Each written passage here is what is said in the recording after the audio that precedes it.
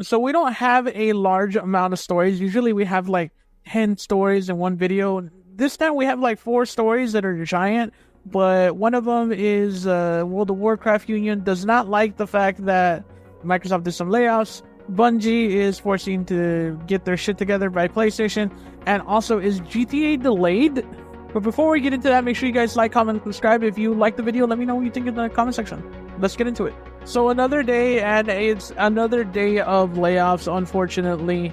Yesterday, September 12th, Xbox chief Phil Spencer sent a memo to staff obtained by IGN outlining plans to let go 650 staff, mostly from Activision Blizzard Corporation and supporting functions, while confirming no games or devices were canceled and no studios were being closed. That device one is a little interesting. I wonder what that means.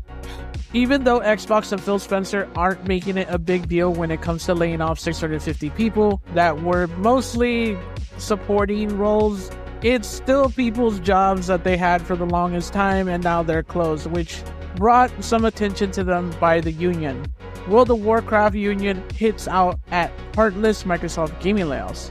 The Communication Workers, CWA, has heavily criticized Microsoft's announcements of further 650 layoffs from its gaming business, with one union formed to represent Activision Blizzard's World of Warcraft team calling the cuts heartless. And you really can't blame unions who are for union workers, saying that this is a really bad thing that they did. And yeah, and this is also a thing that they said they wouldn't do to the government when they bought Activision Blizzard, and they said that they were not going to lay people off, and the first thing they did was lay people off. In response, the CWA issued a statement hitting out at Microsoft's plan. Microsoft's decision to lay off 650 video game workers is an extremely disappointing move from one of the world's largest and most profitable companies, the CWA said. This news comes just after Sony Interactive subsidiary Bungie announced 220 layoffs in late July. While none of those who are losing their jobs are represented by the CWA, we understand how devastating layoffs are to the workers and to their families. Every worker deserves a voice on a job and say so over the impact of job cuts, Cooper said. While we would hope that a company like Microsoft with $88 billion in profits last year could achieve long-term success without destroying the livelihoods of 650 of our colleagues, heartless layoffs like these have become all too common. We stand in solidarity with everyone who lost their job today and encourage all video game workers to join us and form unions so we can protect each other.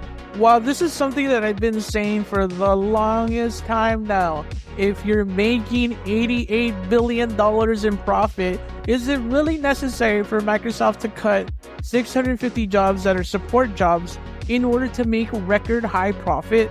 This is a toxicity that is in corporations in general. $88 billion in profit is a lot of money. That's an insane, unholy amount of money. You could live 1,000 lifetimes and $88 billion would still be around. Like, that's how much money that is. It's an insane amount of money. And the fact that they have to lay people off in order to make more profits for a giant deal that they did, that they're not really losing out on. If Microsoft were really losing out on the purchase that they made with Activision Blizzard and all the layoffs that they did, they still made $88 billion in profit. That is, like I said, that is an unholy amount of money that most people can't comprehend. Speaking in August, Spencer said, the pressure is now on Xbox to deliver the following Microsoft's acquisition of Activision Blizzard, and we run a business, Spencer said. It's definitely true. Inside of Microsoft, the bar is high for us in terms of delivering. Not really. You guys haven't had a Game of the Year contender in like 15 years. We have to give back to the company because we have a level of support from the company that's just amazing, and what we were able to go do. Microsoft is a business. It is the most evil thing in the world to do, to make $88 billion in profit, and the people that helped you get there, whether they're support teams or not, they're still integral to the business. They still make the business go round. The fact that you fire them even when they made you $88 billion is evil, and why regulations are necessary in corporations and also in my field that I cover news in. in gaming. So during this time, if you're into nerdy stuff like the way I am, or if you cover the news the way I do, the PlayStation 6 starts to be talked about. It starts to be in the plans. It's been in the plans since the very beginning of the generation, I guarantee it. But you start hearing more little chirps in your ears about who is making it and what it's kind of going to be about. Sony PlayStation 6 chip contract reportedly in the hands of AMD. Sources told Reuters that Intel lost to AMD in the bidding process to supply the design for the forthcoming PlayStation 6. PlayStation 5 uses a custom chip designed by AMD. Sony has yet to announce the PS6 and failed to respond requests for comments on the report, IGN says. So, if you haven't heard, Intel's hurting pretty bad. Their stocks are an all-time low, and if it keeps going the way it's going, there might not be an Intel by the time the PS6 comes out. And it was in Intel's plans to try to get one of the console makers in order to make their chips to make record high profits. The way that AMD became like the king of CPUs is by working with PlayStation. The reason why they're still alive, the reason why they're competing, not really competing, but just like kind of a fly in Nvidia's butt, is because of the fact that PlayStation makes them so much money, and it kept them alive to the point where now when you go build the PC, the chip that you're going to want to have is not Intel, because they've been having a lot of trouble with their chips melting, and AMD is the go-to chip maker. They're the most power efficient, they give you the best bang for your dollar, and also they just work a lot better. The contract, which was worth billions of dollars in revenue, is now with rival AMD, which also fended off competitions from Broadcom.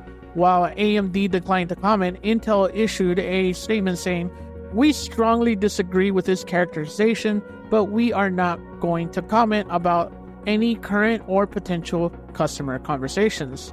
We have a very healthy customer pipeline across both our product and foundry business, and we are squarely focused on innovating to meet their needs." Yeah, you know what this sounds like, Intel? It sounds like you got spanked and embarrassed and outbidded. And from what I hear from other people that are in the industry, they were being greedy on who was going to cover the cost of the chips. They wanted PlayStation to make a lot more investment into the chip making and a lot of backing it money-wise more than everybody else in the partnership.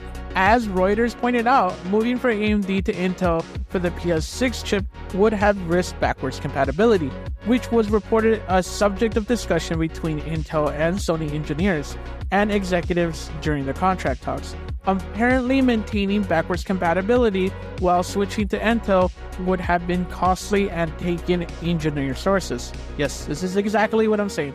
And I'm guessing that Intel was like, well, if you want backwards compatibility, your engineers and your people on the inside are going to be the ones to do it. And don't underestimate Sony. They can do that. If they want to do it, PlayStation can do backwards compatibility on the next PS6.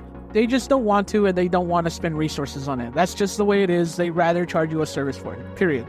They could do it on the PS5. They just don't want to. I don't know what to tell you people. At this point, they really just don't want to. The news comes hot from the heels of Sony conversations of the PlayStation 5 Pro announcement, which has raised eyebrows over its $700 price. But when might the PS6 come out? The PS4 came out in November 2013, and the PS5 7 years later, in November 2020. If this pattern repeats itself, the PS6 will come out November 2027.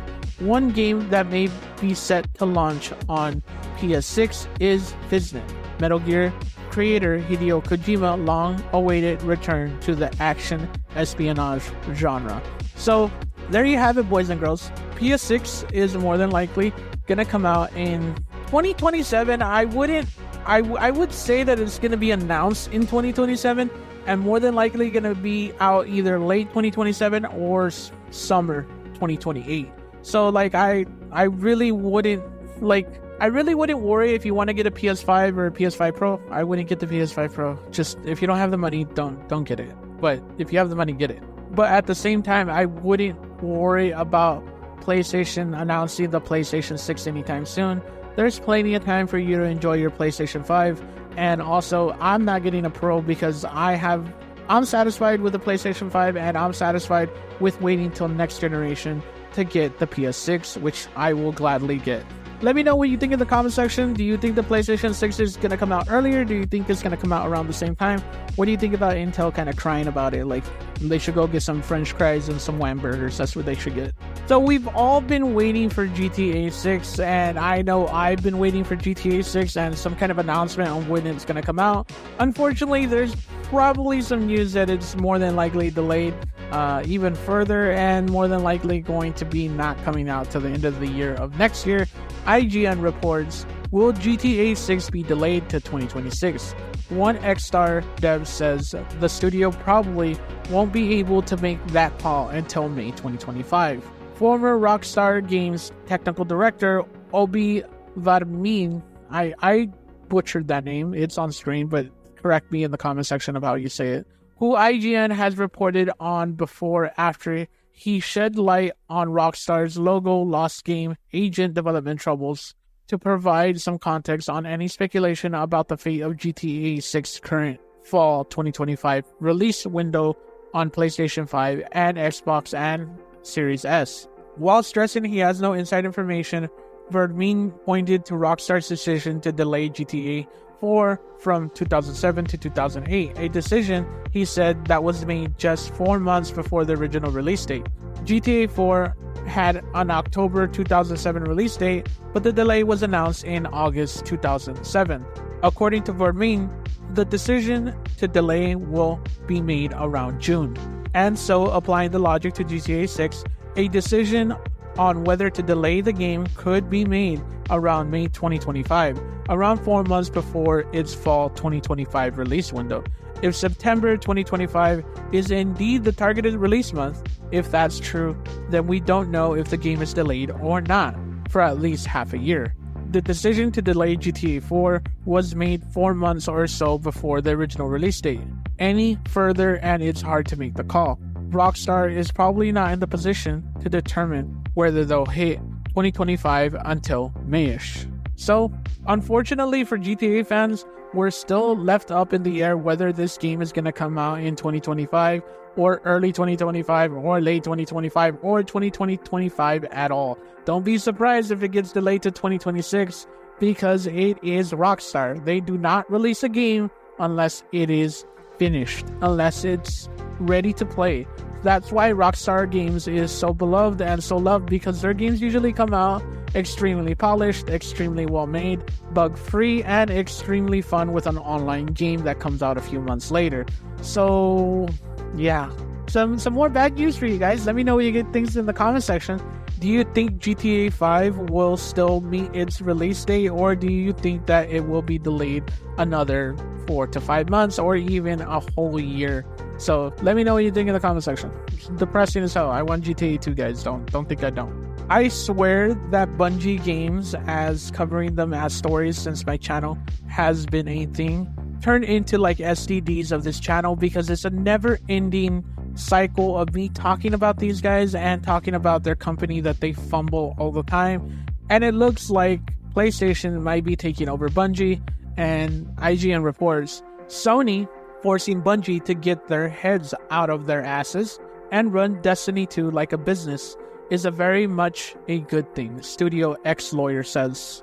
A former Bungie lawyer has commented on the upcoming improvements on embedded live service loot shooter Destiny 2, saying the role of the parent company Sony in forcing through these changes is very much a good thing. Last week, Bungie unveiled what is called major changes to Destiny 2 that it hopes will win back players. Bungie has reported struggling to meet key financial targets with Destiny 2, significantly underperforming last year. The Final Shape expansion reportedly sold less at launch than last year's critically planned Lightfall. So we heard some rumors that Bungie was more than likely going to be taken over by PlayStation because it wasn't meeting kind of key stats to what they were kind of promising PlayStation that they would meet on the purchase of Bungie. And with those rumors came around that Sony had implemented a plan because they knew Bungie's track record of kind of over-delivering, not over-delivering, but under-delivering and overselling what they could do. They've done it with Microsoft, they've done it with Activision Blizzard, and they were going to try to do the same thing with PlayStation. But PlayStation did put in some measures and kind of made it to where, yes, Herman Hulst, the PlayStation co-CEO, was put on a board seat, and also if they under-delivered on any of their promises and didn't hit some key financial things that they promised PlayStation, then PlayStation was able to put their own board in. And it looks like this is going to happen because Destiny and Bungie are implementing changes that PlayStation is telling them to do. Destiny 2 will now adopt a new model that includes the release of 2 medium-sized expansions and 4 major free content updates annually. The evolution aims to enhance the player experience through a new multi-year saga, introducing a non-linear story, more systemic innovation, and significant improvements to core game activities and rewards, Bungie said. One of the problems with Destiny 2 that Bungie has now identified is that it's nigh on impenetrable to newcomers. Speaking to blog post, game director Tyson Green admitted, "Destiny's too complex. With literally hundreds of activities, you practically need a PhD to decide what to play and how to get rewards you're looking for." Green added, before revealing plans to modernize Destiny 2's user interface to make things easier for everyone to find and launch into a great activities. Don McGuan, the former general counsel at Bungie, reacted to Kotaku article rounding up the Destiny 2 changes, saying he was pleased Sony's apparent influence here, which he said means the studio is finally running the game like a business. Much though it pains me to say this, it appears Sony's inflicting some discipline on my former colleagues may have forced them to fix the things that were wrong with the game, McGarwan said. To be clear, I'm not talking about the layoffs, I'm talking about forcing them to get their heads out of their asses and focus on things like implementing a method for new player acquisition, not just doing fan service for the fans in Bungie C-suite, and running the game like a business. Good. I still have friends in that environment, and I'd like them to keep their jobs. This is the future I thought the company should embrace after the Sony acquisition. A studio, not an independent company, but there were a lot of egos from whom it's important to pretend that nothing would change. I remember sitting there during the deal saying, do you think Sony describes this as them getting to pay $3.6 billion for the right to have no input on what Bungie does? That was exactly what a lot of people thought. I guess they've been given cause to understand that that's not how things work. The changes described in this article are the things you do to run a franchise, not to keep making the game you and your friends have mastered or to chase trends. IGN has asked Sony for comment. So, it looks like more than likely PlayStation has taken over and more than likely is telling Bungie what to do when it comes to these situations. And to be honest with you, it's about damn time that PlayStation does this because of the fact that Bungie has needed structure for the longest time, and the CEO is really kind of a piece of garbage that has done so many horrible things to Bungie, and I really hope that PlayStation takes the things that they've been doing great for the longest time, and I think PlayStation is starting to realize this, and I think Sony is starting to realize this as well. PlayStation already has the blueprint. They know how to make great games. Whether it be offline or online, they still have the structure of what a company has to do in order to please its base. And PlayStation coming in and Sony coming in and showing them how to run this business that Bungie already knows how to do. Bungie has known how to make great games for a while. They've made all the Halo games for the most part, and they made Destiny 1, and they made some good things with Destiny 2. They know what they're doing. They just need to know. They just needed some structure, and PlayStation was more than willing to do so, especially when they paid $3.6 billion to not only buy Bungie, but to retain the talent that was at Bungie. And the first thing that Bungie did was lay off people because they didn't hit the exact goals that they wanted, that they promised PlayStation and Sony. I really hope that this is a good thing for Bungie, and I think in my gut, it tells me that it is. Like I said, PlayStation knows what it's doing. They've been running their business for the longest time. PlayStation is a company that has sold 500 million consoles worldwide from each one of their consoles. The PlayStation 2 selling 200 million consoles, the best console like sales ever that's not a handheld. And also PlayStation did really well with the PlayStation 4. It's doing really well with the PlayStation 5. They know what they're doing when it comes to business, and I hope that Bungie takes these changes and actually tries to implement them and wins back their player base. And not only that, but makes an area to where it's safe for new players to come in and play and not have to be... Fix your matchmaking system, Bungie, for God's sakes, please. And I hope that they do that, because attracting new players brings new people in that can spend money to make your business grow even further. And yeah, let me know what you think in the comment section. Do you think that this is a good thing for Bungie? Do you think this is a bad thing for Bungie? I think this is an amazing thing. Make sure you like, comment, and subscribe. Let me know what you think in the comment section. And remember, you're pretty good.